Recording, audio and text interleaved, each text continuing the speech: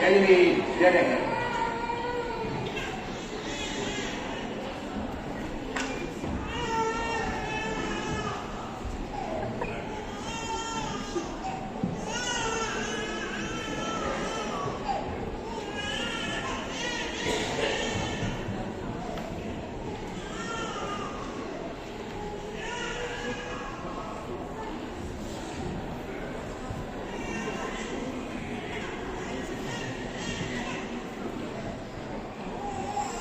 Nigi no technique.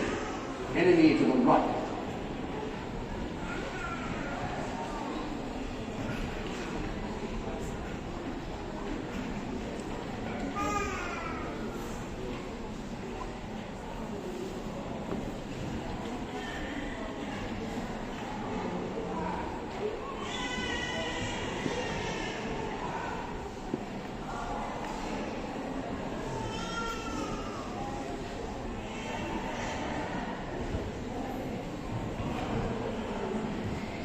Hidari no technique. Enemy to the left.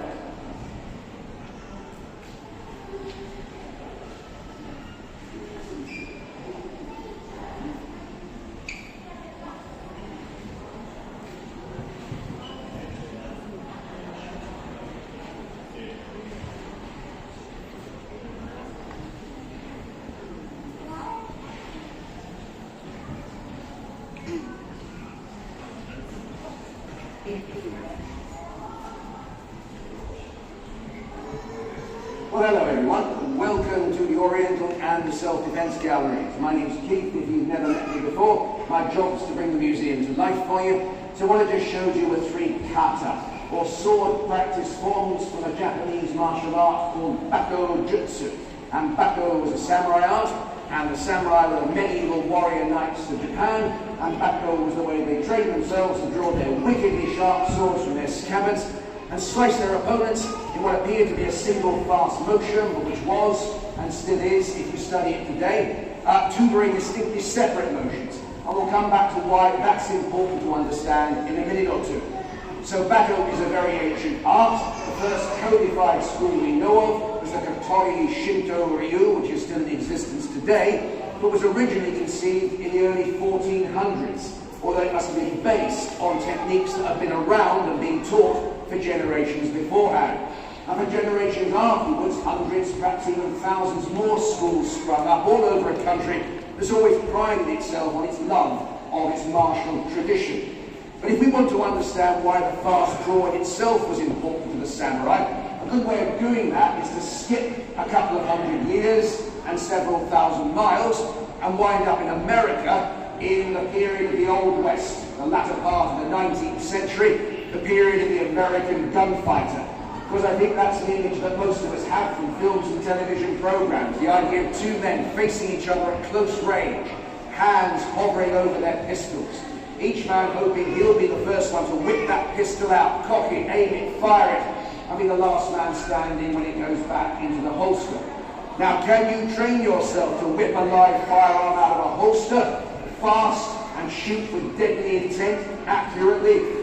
Yes, of course you can. Gunfighters in the Old West train themselves to do it, and police and special forces all over the world today still do. But training is what's important, because if you don't know what you're doing with a live firearm, and you think, oh, I'll give that a go, and you try and yank it out of the holster and take a shot, any number of things could go wrong, and none of them are good. You could wind up shooting your foot off, shooting some innocent bystander, goodness knows what. So the training is important. And the samurai faced the same problem, because he was attempting to draw an extremely sharp sword out of a thin wooden scabbard and do his enemy more damage than he did himself. And that's not as easy as it sounds, because this is a training version of what the Japanese call a katana, which is the best known of all the Japanese battle swords. And straight away you can see it's a saber, it's a curved blade. So you can't draw it straight out of the scabbard. You've got to make sure you draw it in a curving motion, keeping the back of the blade on the back of the scabbard.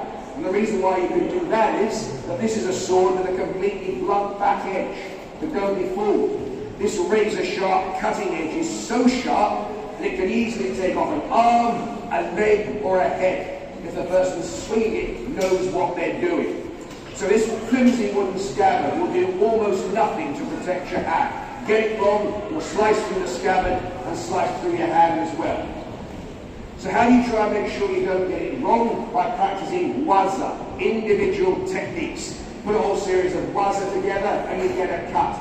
So what I want to do now is break down the first of the waza that I showed you, mai no teki, into its component waza, or 4 of them at least. Now, mai in Japanese means right in front of you, and teki is the Japanese word for enemy. So mai no teki means he is coming at you from the front. And the 4 waza we're going to look at are nukitsuki, the initial draw and slice with the blade, kiriroshi, a secondary cut to finish the job, shiburi, a way of cleaning the sword, and noto, the method of putting the sword back in the scabbard again. Now, if you want to practice a kata, you're encouraged to start from a completely relaxed position. Now, this is obviously impractical in a real fight, but the point is you're trying to train yourself not to panic at the beginning of a real fight. So you relax. Then you assume you see your enemy coming at you. The first thing that happens is your hand comes up and grasps the scabbard and the sword. The scabbard with these 4 fingers, and the sword by curling the thumb over the top of the guard. And this position is very important because this was the at-ready position for a samurai. The position he carried the sword in when he wasn't absolutely sure that he was safe. Now, I'm sure you're a lovely audience. You probably won't be surprised to hear we get some raving lunatics in this place sometimes, especially when they find out they can get hold of swords and guns. So I have to be careful. So as I'm walking around now, if one of you gets a bit over enthusiastic and you leap out and you try and pull the sword out of the scabbard, you can't. My thumb stops you doing that, and it stops you pulling the sword and the scabbard out of my sash. That's why it's the at-ready position. Once we get to that position though, the draw is going to start now. And several things will happen in very quick succession. So first of all, my right leg is going to slide forward to close the distance as my left hand puts some downward pressure on the sword to feed it into the upcoming right hand. When that all happens together, we get this. The other thing that happens is my thumb slides off the guard to a point just behind the guard. And this is also important because the Japanese sword is designed to sit stuck in the scabbard. And there's a special brass coin here called a habaki that allows that to happen. So if I lean over, the sword doesn't fall out of the scabbard. If it does, it's time to repair the scabbard.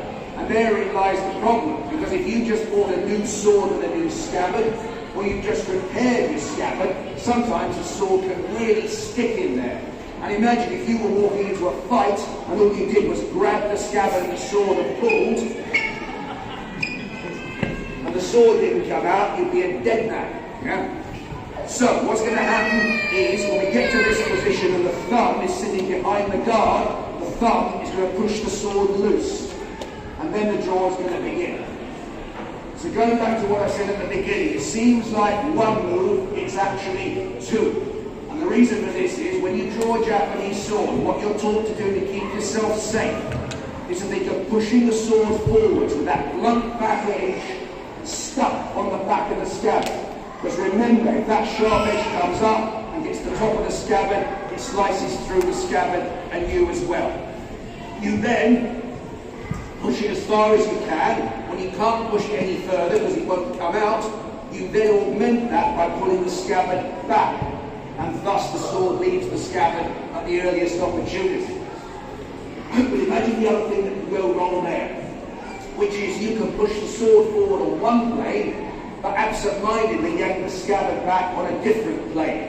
And if you do that, once again, you can cut through the scabbard and cut through your finger. So it's very, very important always to remember to get the sword clear of the scabbard before you do your cut. So draw, then cut. So when we put all that together, we have this here, 1, 4. What have we done after our cut? Well, possibly beaten our opponent's weapon aside, possibly cut their sword arm, possibly cut their body, or possibly missed. And if you missed and you do what I just did, you allow your sword to go flying out of line you're in trouble, because again, all that's going to happen is your enemy is going to step into this space and cut you down. So you have to try and make sure that you wind up with the sword point and the bottom of the blade pointing at your opponent. All of that is one waza. That's the Lukitsky. So now we're going to move into the second waza, the finishing cut, Kiriyoshi. Now that I dominate this space, I can step into it and taking this second step, whip the sword around and cut through down to finish my opponent off. Hopefully that's the end of them. And from here now immediately I recover into the mid-level guard Chudan, because Chudan allows me to react to the right, to the left, even behind me if there's more danger. And if this character starts twitching, that's fine. I can just drop the sword down and finish the job. Well, let's assume there is no more danger. Now we might want to put the sword away. We have a slightly different problem, because this sword now, having struck my opponent once, maybe twice, is all covered in what I'll euphemistically call raspberry jam. And if we don't get the raspberry jam off the sword before we put it away, it can get stuck in the scabbard, and once again, drawing the sword is going to be very difficult, and that can cost you your life. So we need to clean the sword. We do that with our third waza, shiburi, which means almost literally in Japanese, life essence flicking. It's done differently in different schools, but in my school, it's a simple snap to the right of the arm, thus. Then the raspberry jam goes all over you, it doesn't go all over me. Now after that, what I would do is take out a cloth or some absorbent paper and thoroughly clean the sword before putting it away. We don't worry about that in kata. We have shiburi to save you ceremony and clean the sword, and then finally we put the sword away. So now one last problem. Razor sharp edge, pin sharp point. You really want to try and put this sword away by going, because you'll stick it through your fingers sooner or later. And what about all those guys that might be out there wanting to keep the fight going? The minute you look down, they go, got it. So, what we have to do is put the sword away without looking down, which sounds terrifying, but we drew it without looking down, so why shouldn't we put it away? So long as we observe some simple safety precautions, the main one of which is the blunt back of the blade once again. That's what's going to keep us safe. So we're going to lay that blunt edge on our fingers, run the sword through the finger until it drops into the mouth of the scabbard. So from here, catch the scabbard, flip the sword onto its back, lay it on your hand, and then in a more or less reversal of the draw, we pull and push.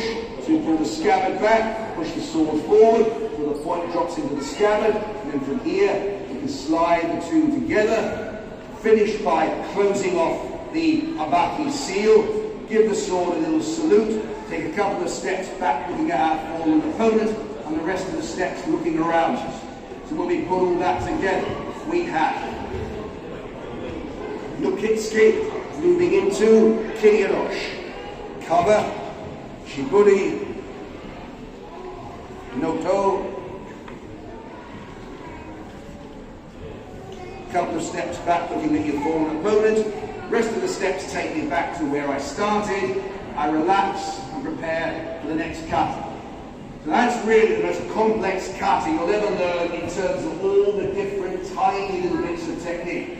You then move on and you do more advanced kata, but they're to do with meeting attacks in different directions. So what I'm going to do to finish off with is show you the other 5 kata in the system that I studied. So you saw the beginning 3. We had Mai, which we've broken down, coming at you from the front, Nigi from the right, Hidari from the left. Where do you think the next attack is coming from? Exactly right. He is behind you. And that's Ushiro no Teki in Japanese.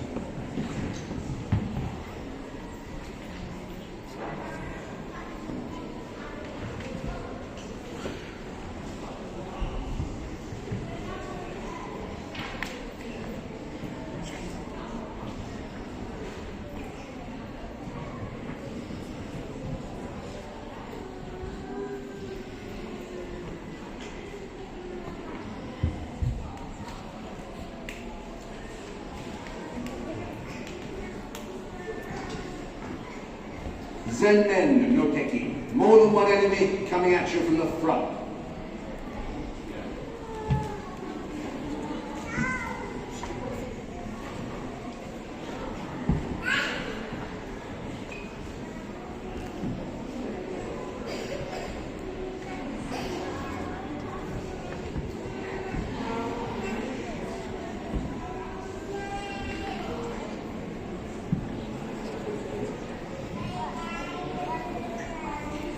Mushiro Mai.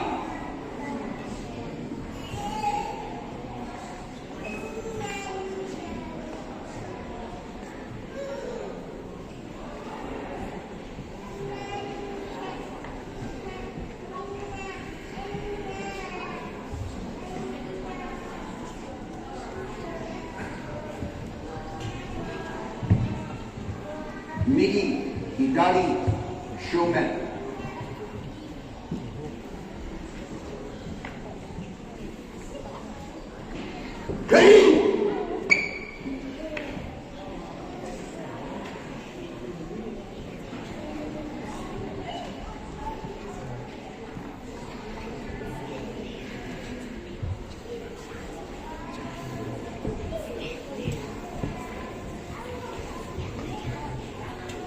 And finally, Sumo Giri, which prepares you for test cutting. So when you learn Japanese swordsmanship, you learn six.